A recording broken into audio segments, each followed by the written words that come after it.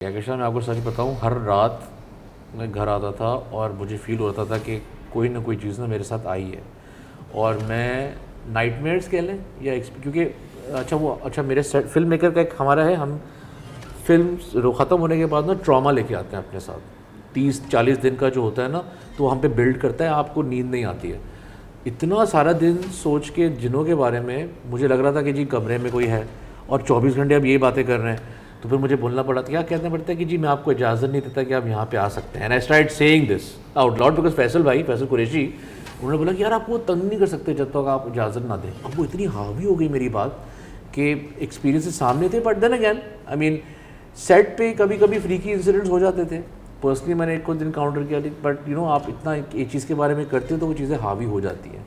But all in good fun. I am sure कि everyone had a great time, good laughs and good freaky sessions, लेकिन all in the name of fun.